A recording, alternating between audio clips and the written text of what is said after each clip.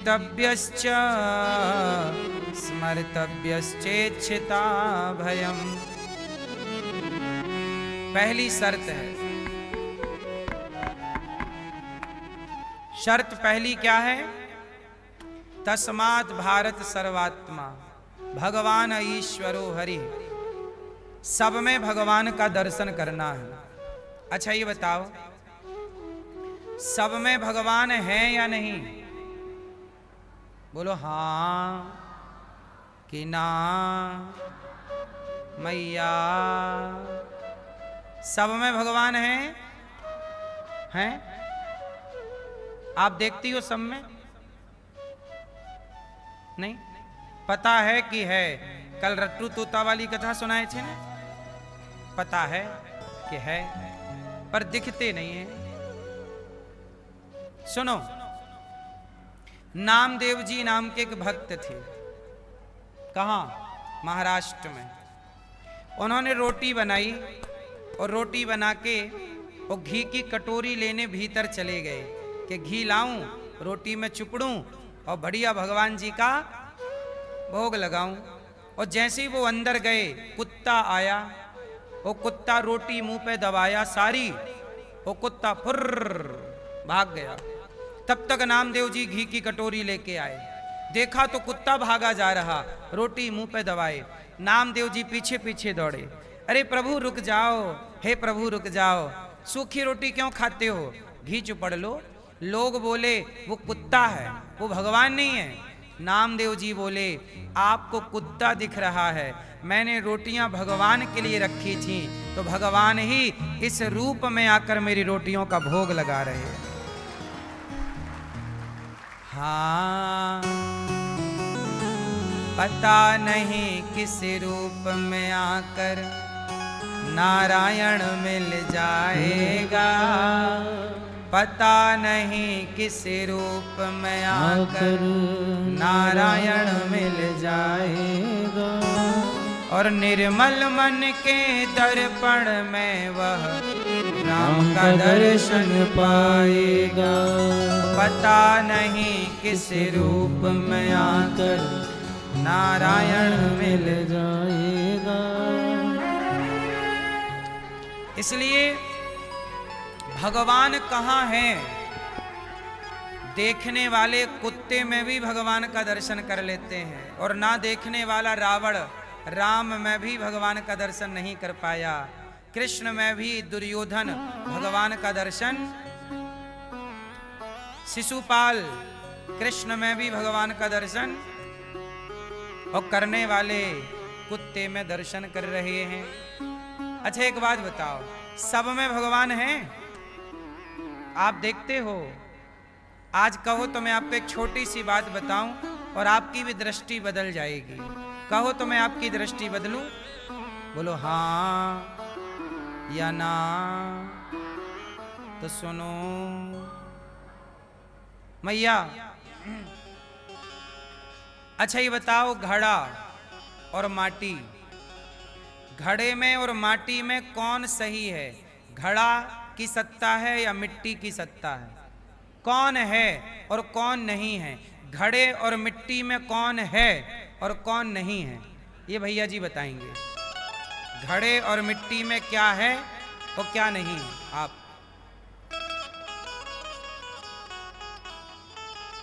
क्यों हार गए बिना लड़े?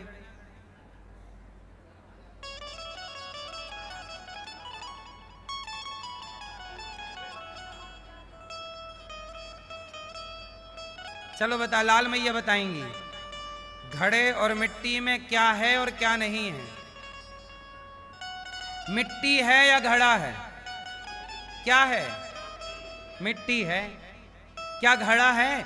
अच्छा घड़े में घड़ा है क्या? यदि घड़े से माटी हटा दी जाए तो घड़े में घड़ा रह जाएगा? उत्तर रह जाएगा? भैया आप बताओ, पीले भैया आप बताओ। घड़े से माटी हटा दी जाए तो क्या घड़ा रह जाएगा? इसलिए घड़े में मिट्टी की सत्ता है, घड़े की सत्ता।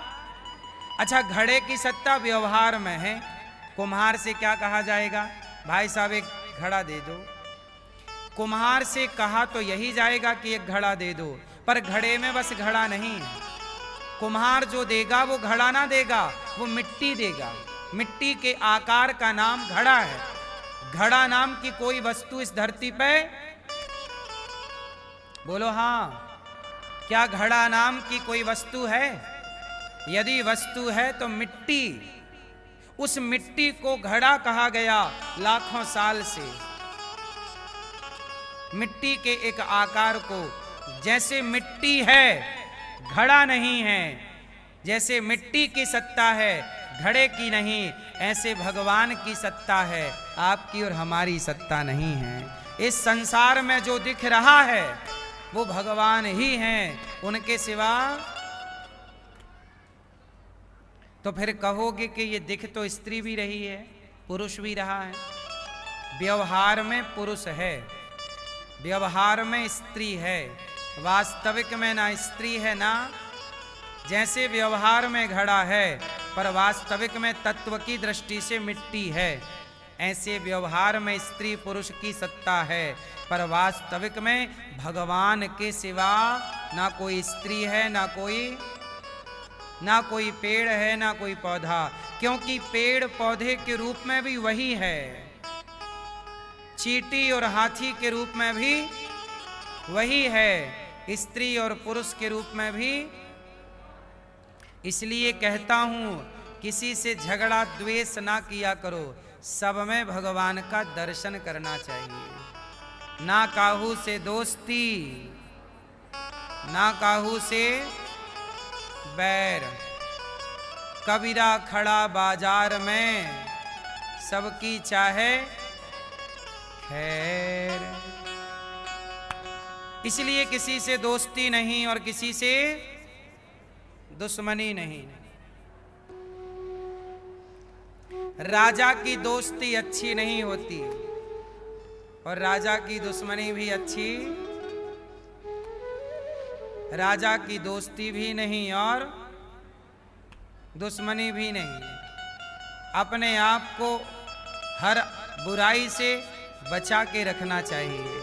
सुखदेव भगवान कहते हैं कि परीक्षित सुनो, अंते नारायण स्मृति, अंत में भगवान का स्मरण हो जाए, जीवन का यही सार्थक तत्व है। आपके मुख से भगवान का नाम निकलते रहने चाहिए, धर्म से जीवन चलना चाहिए। आज लोगों के पास क्या नहीं है, क्या नहीं है? जोर से। आज लोगों के पास धर्म नहीं है।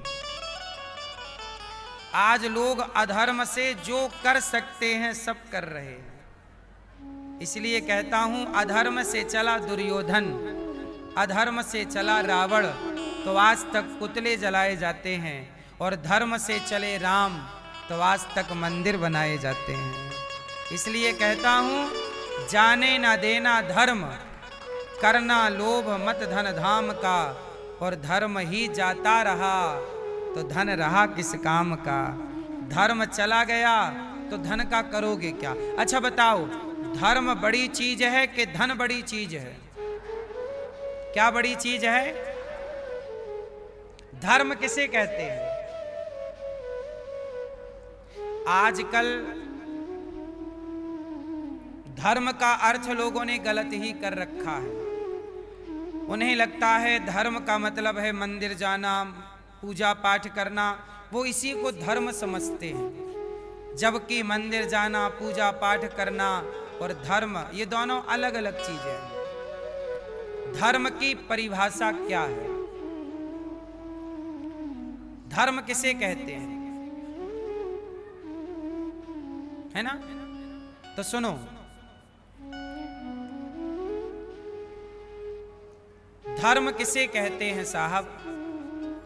अच्छा ये बताओ, आप अपनी बेटी को देखते हैं, अपनी माँ को देखते हैं और अपनी पत्नी को देखते हैं, तो तीनों को देखने का नजरिया एक ही है कि अलग अलग है? बोलो। क्या जिस नजरिए से पत्नी को देखते हो, क्या उसी दृष्टि से माँ को देख सकते हो? उत्तर, बोलो मेरी मां। जिस नजर से आप अपने पति को देखती हो, क्या उसी नजरिए से पिता को देख सकती हो? दोनों को देखने का नजरिया अलग है, और ये दोनों नजरिया अलग अलग किसने किया? यही है धर्म। जो ये कहे कि ये पिता है तो कैसे देखें, ये पत्नी है तो कैसे देखें, और मां है तो कैसे देखें, जो दोनों को देखने का तरीका, दृष्टिकोण आपको दे, उसी का नाम धर्म है। यही धर्म है। यदि आपका धर्म है जिंदा, तो आप हर स्त्री को अपनी मां, बहन, बेटी के भाव से देखेंगे। यदि धर्म मर गया, रावण का धर्म ही तो मर गया, तब ना जगत जननी को चुरा के ले आया। जो मां है उस माता को भोग की दृष्टि से देखता है रावण। क्यों? क्योंकि रावण का धर्म मर चुका है, और जिसका धर्म मर जाता है उसे युगों युगों तक जलाया जाता है। इसलिए आपसे मैं प्रार्थना करूं, अपने भीतर के धर्म को मरने मत दीजिए। आज लोगों का, पहले के लोग धर्म में चलते थे तो झूठ बोलने से डरते थे। भाई साहब, मैं झूठ नहीं बोलूंगा, झूठ बोलना धर्म नहीं है। मैं आपके साथ धोखा नहीं कर सकता, क्योंकि ये मेरा धर्म ये नहीं है। आजकल लोग पैसे में सब कुछ करने को तैयार है। आजकल अधर्म करने की इजाजत कौन दे रहा है? उत्तर दो भैया। अधर्म करने की इजाजत कौन दे रहा है, ये बताइए। कौन? आज अधर्म करने की इजाजत सरकारें दे रही है। सरकार खूब कहती है आप अधर्म करो। क्यों कह रहा हूं ये मैं? क्योंकि हमारे देश में संविधान में एक शब्द जोड़ दिया, सेक्युलर। भारत को धर्म निरपेक्ष बना दिया। अच्छा, निरपेक्ष का मतलब क्या होता है? भैया बताएंगे, आप पढ़े लिखे हो। बताओ, निरपेक्ष शब्द का अर्थ बताओ, इसकी व्याख्या करो। निरपेक्ष किसे कहते हैं?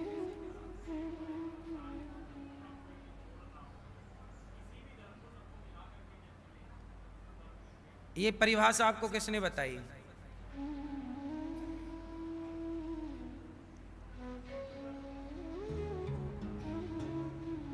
क्या पूछा हमने आपसे? क्या पूछा हमने आपसे? धर्म निरपेक्ष। भैया एक बात बताएं, एक होता है सापेक्ष और एक होता है निरपेक्ष। आपने सुना होगा, दिन का उल्टा क्या? सापेक्ष का उल्टा है निरपेक्ष। सब धर्मों का साथ ये नहीं है अर्थ इसका। धर्म निरपेक्ष का मतलब होता है जो धर्म को मानने वाला ना हो, किसी भी धर्म को ना माने। अब आप बताओ, आप अपनी बेटी का ब्याह क्या उस आदमी से करोगे जो धर्म न मानता हो? बोलो। धर्म ना मानने वाला रावण था। धर्म निरपेक्ष रावण है, जो मां को भी चुरा के उसके साथ दुराचार करने का भाव रखता है। और धर्म सापेक्ष राम है कि रावण की बहन आती है, सामने से कहती है राम हमसे ब्याह कर लो, पर राम कहते हैं कि पत्नी के होते हुए पराई स्त्री को देखना पाप है। देवी, हम आपसे विवाह क्या, आपकी ओर देख भी नहीं सकते। राम धर्म सापेक्ष हैं और रावण धर्म निरपेक्ष है। तो अब बताओ, सरकार इस देश को राम के रास्ते पे चलाना चाहती है कि रावण के?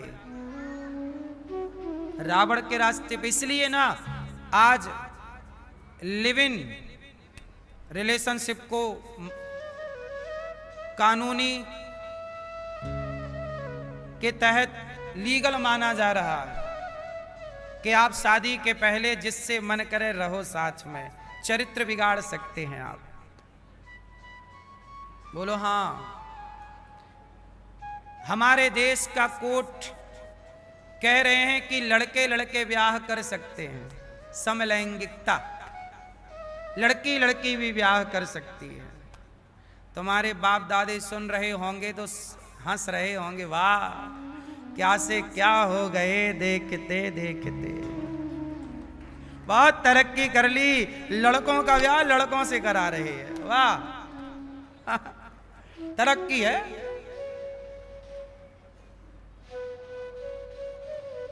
बैल का ब्याह बैल से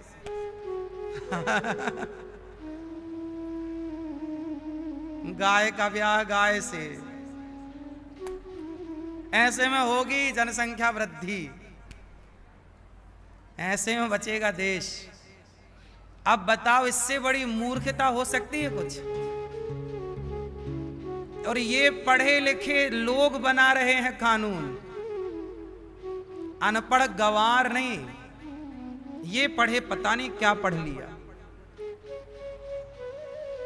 देश में कितने मुद्दे हैं जिन पर बात होनी चाहिए, उन पर बात ना हो के बैल बैल का ब्याह करा रहे हैं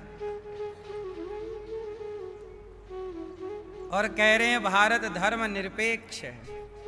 निरपेक्ष शब्द का अर्थ बहुत अच्छे से स्टडी कीजिए। भारत धर्म निरपेक्ष नहीं है। आप धर्म निरपेक्ष हो? आप धर्म मानते हो कि नहीं? आप कितने लोग हैं जो धर्म को मानते हैं?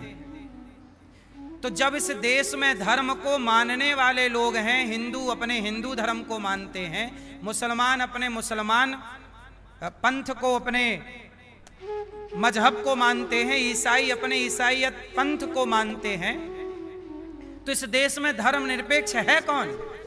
कोई नहीं। तो किसके लिए धर्म निरपेक्ष है ये देश?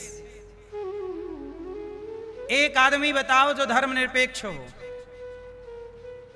एक व्यक्ति बताइए, हैं? कौन धर्म निरपेक्ष है?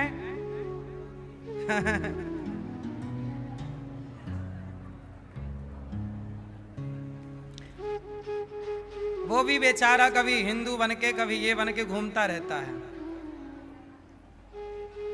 ऐसा है, धर्म निरपेक्ष कोई भी नहीं है। सब अपने अपने धर्म को मान रहे हैं। ईसाई ईसाईयत को मान रहे हैं, मुसलमान अपने को मान रहे हैं, हिंदू अपने को मान रहे हैं, यहूदी यहूदी को फॉलो कर रहे हैं, पारसी अपना पारसी को, सिख अपना वाहे गुरु को फॉलो कर रहे हैं, अपना मान रहे हैं। कौन है बताइए? इसलिए धर्म निरपेक्ष नहीं, यह देश धर्म सापेक्ष होना चाहिए। धर्म से चलने वाला देश हो। और धर्म मर जाएगा तो फिर आप कहां रह जाएंगे? आप जानवर हो जाएंगे। शास्त्र कहते हैं धर्महीन व्यक्ति पशु के समान है। धर्महीन व्यक्ति जिसके पास अब सोचिए, क्या आप उस व्यक्ति को अपना दोस्त बनाएंगे जिसका कोई धर्म ना हो? जो आज ये बात कहे, कल वो लोग यही तो कहते हैं, भाई साहब आपने हमारे साथ जो किया क्या ये धर्म था? यही ना सवाल होता है। क्यों भैया, तुमने हमारे साथ जो धोखा दिया, छल किया, क्या ये धर्म था? फिर राम ने कहा सुग्रीव से कि सुन सुग्रीव, मैं बाली को मारूंगा और एक ही बाण से मारूंगा। सुन सुग्रीव, मारी हूं बालहि एक ही बाण, ब्रह्म रुद्र शरणागत गए ना उबरी हैं प्राण। सुन सुग्रीव, मैं एक ही बाण से किसको मारूंगा? बाली को मारूंगा। किसको वचन दिया? सुग्रीव को। अच्छा, जब सुग्रीव को राम वचन दिए और सुग्रीव और बाली का जब युद्ध हुआ तो राम कंफ्यूज हो गए। राम इस बात से कंफ्यूज हो गए कि एक भाई मेरा है भरत, जो मेरे लिए सिंहासन छोड़कर चरण पादुका लेकर चला गया, और एक भाई ये दोनों हैं लड़ रहे हैं। राम को लगा भाई ये मैं कलयुग में तो नहीं आ गया, इसलिए राम जी ने पहली बार में बाली को नहीं मारा। सुग्रीव आया, कहा प्रभु आपने क्यों नहीं मारा? उसने तो मुझे खूब मारा। राम जी बोले सुग्रीव मुझे लगा कि तुम दोनों भाई हो, इस तरह का लड़ना सही नहीं है, मेरा भाई भरत ऐसा नहीं है। सुग्रीव बोले नहीं प्रभु आप तो मारो। तो राम जी ने अपनी माला उतारी और सुग्रीव के गले में डाल दी। कहा अब मैं पहचान लूंगा कि तुम सुग्रीव, क्योंकि तुम दोनों भैया एक से हो ना। मैं बाण मार दूं कहीं तुम्हें ही लग जाए तो लोग क्या कहेंगे कि बताओ, जिस सुग्रीव को मित्र कहा उसी को मार डाला, मित्र को नहीं मार सकते। अब राम जी ने कहा जाओ, फिर से गए। सुग्रीव लड़े, राम जी ने बाण मारा, पेड़ की ओट पे खड़े होके नीचे एक बाण मारा, बाली के छाती पे जाके लगा, बाली गिर गया। अच्छा एक बात बताओ, राम जी बाली को सामने से नहीं मारते, बोलो हाँ, क्यों नहीं मारते? राम चाहें तो बाली को सामने से मारते, पर राम जी ने सामने से इसलिए नहीं मारा कि सामने से मारते तो राम जी की बाली से तो कोई दुश्मनी थी नहीं, तो बाली राम जी की शरण में आ जाता, और शरण में आता तो शरण में आए हुए को राम जी मारते ही नहीं। और जब नहीं मारते, क्योंकि शरण में आए हुए को मारना पाप है, शरण में आए हुए को मारना, यदि शरण में आए हुए को मार देते तो लोग क्या कहते कि राम जी आपकी शरण में जो आया आपने उसे मार दिया, फिर शरण में जाने का मतलब क्या होगा? राम जी ना मारते बाली को, यदि वो शरण में आ जाता, और यदि ना मारते तो सुग्रीव क्या बोलता, अच्छा आपने मेरे से कहा था मारूंगा, अब आप नहीं मार रहे हैं, लगता है आप बाली से हाथ मिला रहे हैं, आप पार्टी बदल रहे हैं। अभी मेरी पार्टी में थे, अब बाली की पार्टी में जा रहे हैं। राम जी को आरोप लग जाता मित्र को धोखा देने का। सुग्रीव क्या बोलता कि आपने मेरे से कहा था मारूंगा, नहीं मारा, मतलब आपने मेरे को धोखा दे दिया। अब बताइए राम जी पर आरोप क्या लगता? धोखा देने का।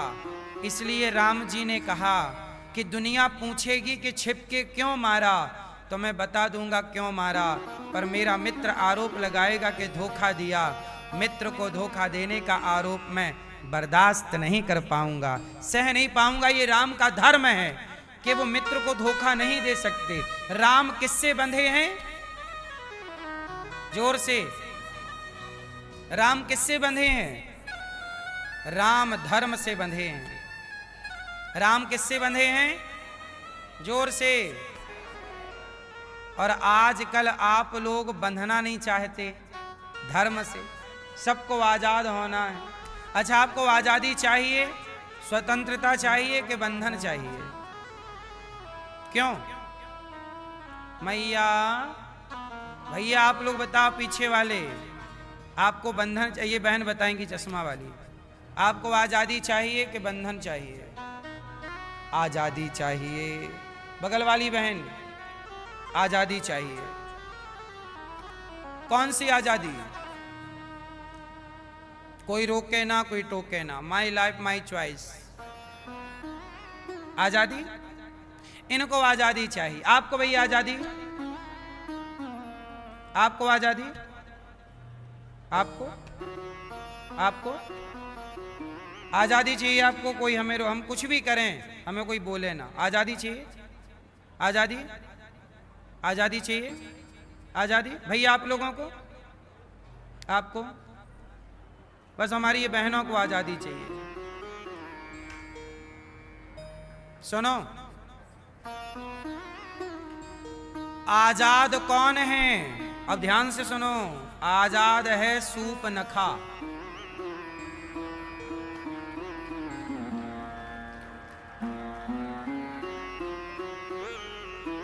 और बंधन में कौन है? माता सीता। सीता जी मर्यादा के बंधन में हैं। सीता नहीं कह सकती रावण से कि तुम मेरे से ब्याह कर लो। रावण की बहन शूर्पणखा कहती है राम से तुम मेरे से ब्याह कर लो। जो स्त्री आजादी चाहती है वो आजाद होके शूर्पणखा ही बनेगी। इसलिए आजादी नहीं, सीता के बंधन को स्वीकार कीजिए। जो पुरुष आजाद होगा वो रावण हो जाएगा और जो बंधन में रहेगा मर्यादा के वो राम हो जाएगा।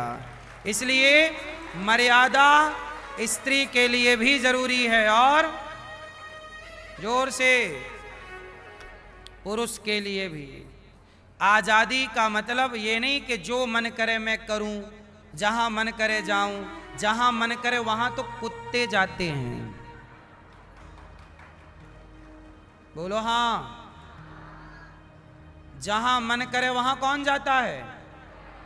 कुत्ते जहां मन करे चले जाते हैं। नहीं,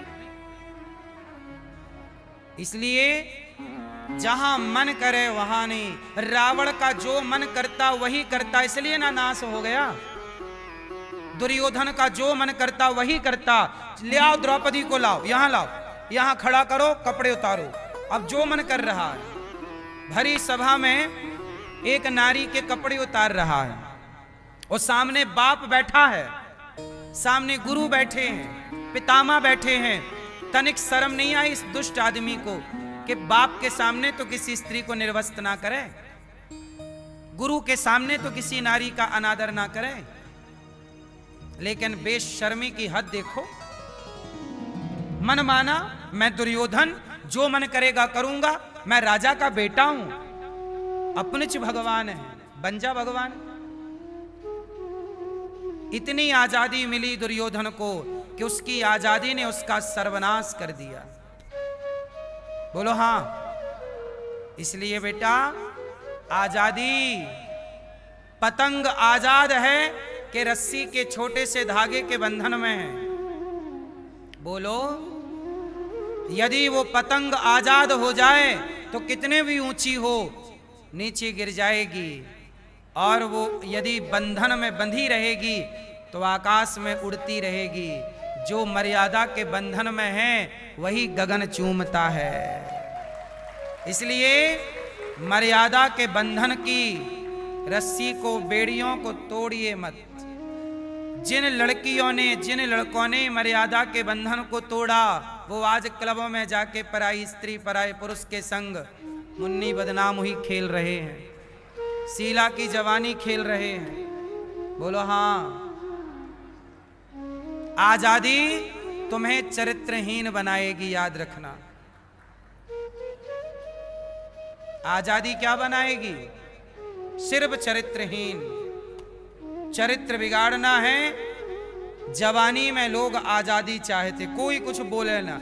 इसलिए जवानी में लड़की और लड़के अपने माँ बाप को अपना दुश्मन मानने लग जाते हैं। क्यों?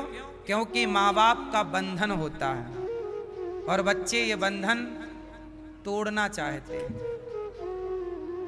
उन्हें ये पता नहीं कि ये जो बंधन है यही हमें मजबूत करेगा, अच्छा बनाएगा।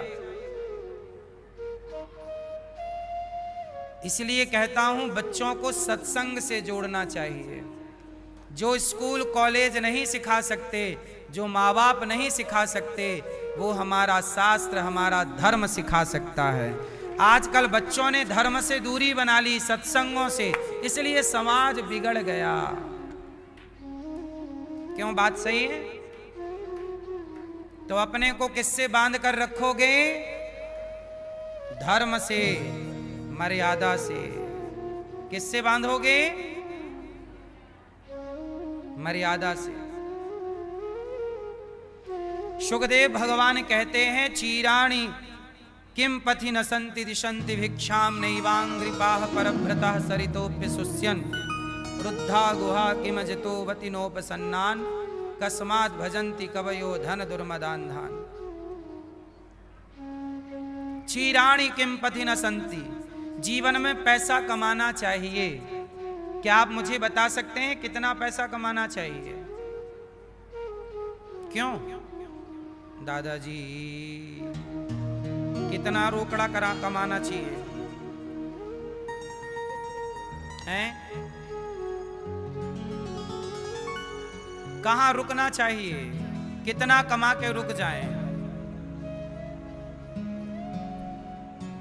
भैया कितना कमा के रुकना चाहिए? रुकना नहीं है।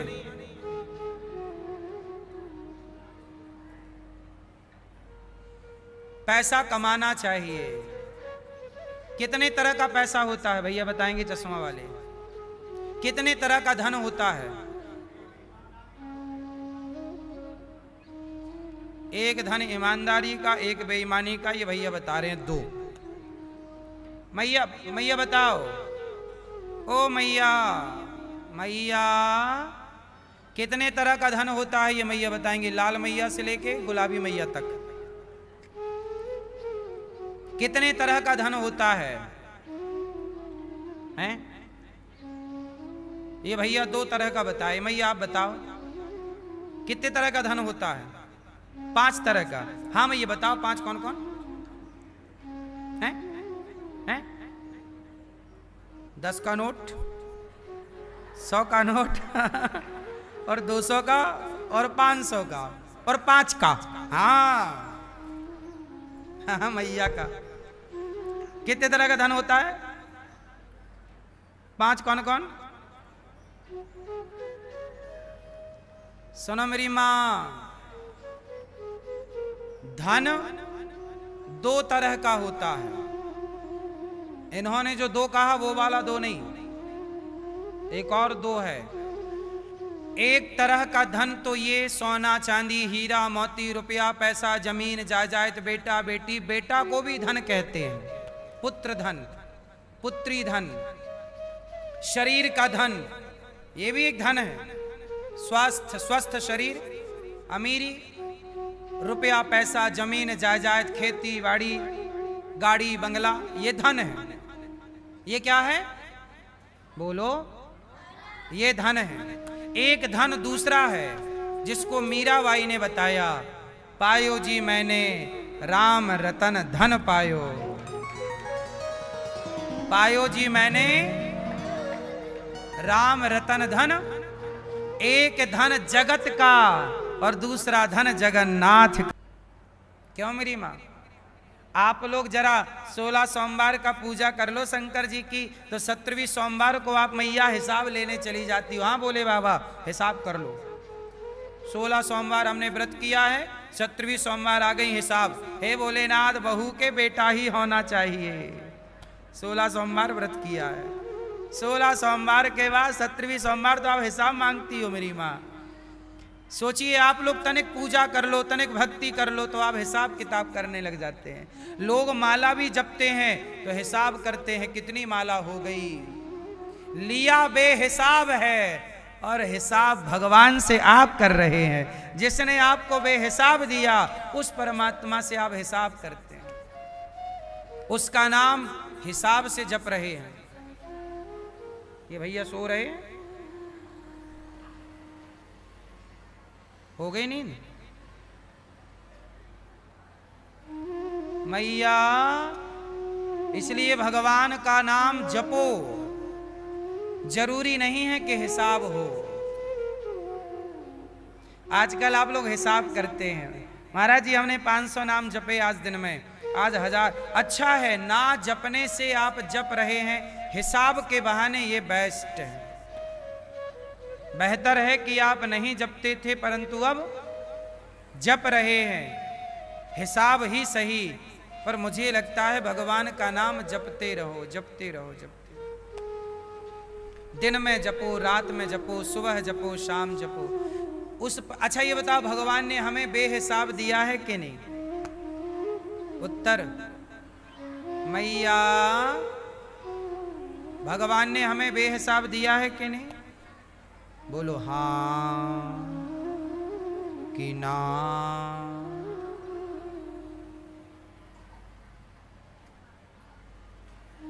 परमात्मा ने हमें बेहिसाब दिया,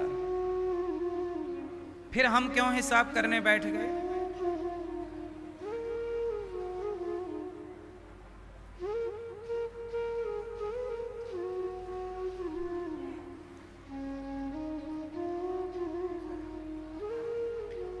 भगवान जब परम धाम गए, विदुर जी मैत्रेय जी के पास गए, कहा कि भगवान ने क्यों अवतार लिया। अब यहां से भगवान के सृष्टि का क्रम समझा रहे हैं। सुनो, भगवान नारायण की अच्छा, इस संसार में सबसे पहले कौन आया? बताओ, पहले कौन आया? ब्रह्मा विष्णु महेश के नारायण कौन आया? सबसे पहले कौन आया? कौन कौन?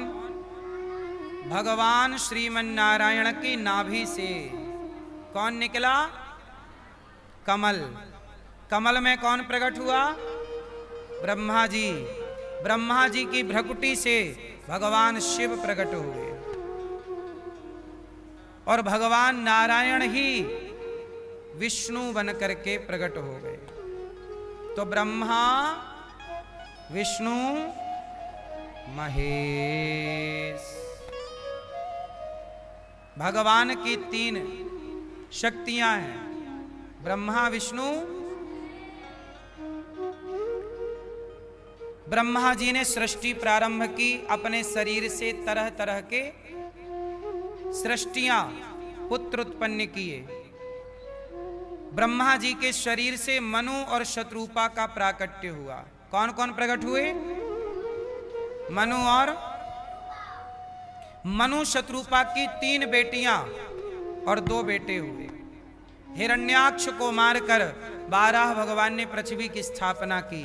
बोलिए 12 भगवान की जय। अच्छा, एक बात बताओ, इस संसार में पहले कौन आया? पुरुष के स्त्री?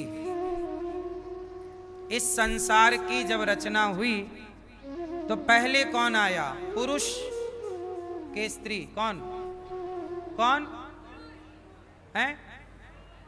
पुरुष। इस संसार में जब मैथुनी सृष्टि हुई तो पहले कौन आया? पुरुष के स्त्री? कौन आया?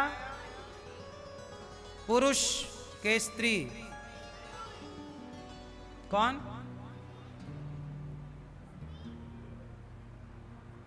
कौन आया दादाजी? हैं? पुरुष। पुरुष लोग कह रहे हैं हम आए, स्त्रियां कह रही हैं हम आई। टोपी वाले भैया कौन आया? हैं? इस संसार में जब सृष्टि बनी तो सबसे पहले स्त्री आई। कौन आया? उस स्त्री का नाम है आकुति, देवहूति और प्रसूति। फिर 2 पुरुष आए, प्रियव्रत, उत्तानपाद। इसलिए नारी का स्थान पुरुष से ऊंचा है। आजकल हमारे देश में कुछ स्त्रियां क्या कहती हैं? नारी भी पुरुष के बराबर है। नारी भी पुरुष के, बोलो। अच्छा बताओ, नारी पुरुष के बराबर है या नहीं? उत्तर जोर से।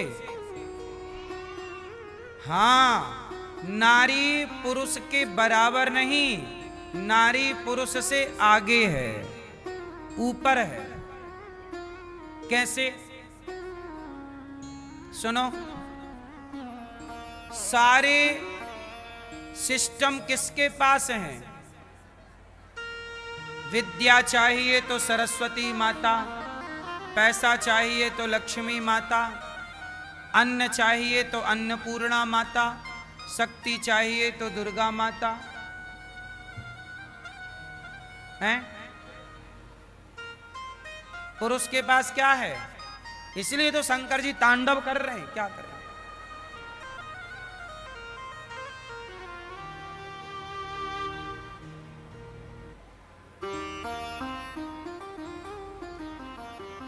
हमारे सनातन में पुरुष से अधिक सम्मान नारी का है। सनातन में नारी को भगवान का दर्जा है। दुर्गा मां कौन है? जोर से, भगवान के बराबर है या नहीं? जोर से। नारी को भगवान का दर्जा केवल सनातन में है। किसका दर्जा है? भगवान का। यदि भगवान का दर्जा कहीं है नारी का तो केवल सनातन में, वरना आप कोई भी मजहब पंथ उठा के देखिए, वहां पुरुष को भगवान माना गया है, वहां स्त्री को भगवान। मुसलमानों के यहाँ अल्लाह की पूजा है, उनके यहाँ पुरुष की पूजा है, स्त्री की पूजा नहीं। ईसाइयों के यहाँ पुरुष की पूजा है, ईसा मसीह की, स्त्री की पूजा नहीं। केवल सनातन में नवरात्रि में 9 दिन की पूजा है नारी की। और भगवान